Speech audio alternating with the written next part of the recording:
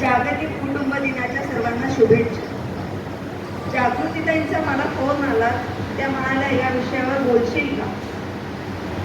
तेव्हा जो म्हणजे विषय काही ठरला नव्हता माझा, असं हो तर म्हणाली, म्हटलं कधी बोलली नाहीये मी, पण प्रयत्न करीन.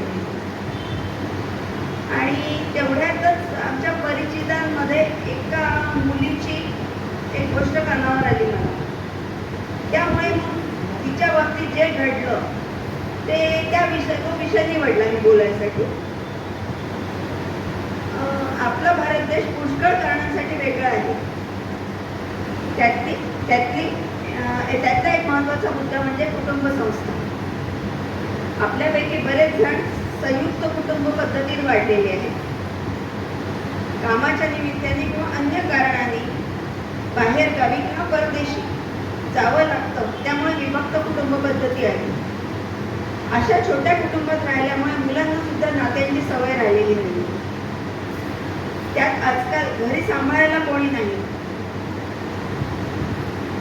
म्हणून एकाच अपत्यावर थांबतात. मुलांना नातेवाईकांची सवय राहत नाही, त्यामुळे भावनिक दृष्ट्या सुद्धा ते त्यात गुंतत नाही. 4 लोकांमध्ये राहिले वाढले तर जबाबदारी घ्यायची सवय निर्माण होते. सध्याच्या तरुणांचे, सगळेच तरुण नाही तर बरेच जणांचे विचार कुटुंबाविषयीचे बघता त्यांना कुठल्याही प्रकारची जबाबदारी घ्यायची नसते.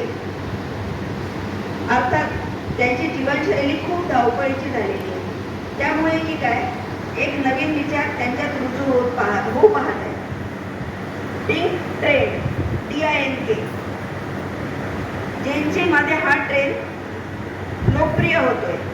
वेगवान आणि स्पर्धात्मक युगात तरुणांची जीवनाकडे पाहण्याची दृष्टी झपाट्याने बदलत आहे. पारंपरिक लग्न, मुलं, कुटुंब या ठराविक चौकटी पलीकडे जाऊन अनेक कपल आता वेगळे निर्णय घेताना दिसत आहेत. थिंक म्हणजे नेमकं काय? थिंक म्हणजे डबल इन्कम, नो किड्स. दोघेही कमावणारे पण मुलं नकोत हा निर्णय घेतलेले जोडपे. या पद्धतीत आर्थिक स्थिरता, वैयक्तिक स्वातंत्र्य, कमी जबाबदाऱ्या यावर अधिक भर दिला जातो. तरुण कपल्स या ट्रेंडकडे का वळत आहेत? वाढती महागाई आणि आर्थिक दबाव आजच्या काळात मुलांचं संगोपन, शिक्षण आणि इतर गरजा पूर्ण करणं खर्चिक झालंय.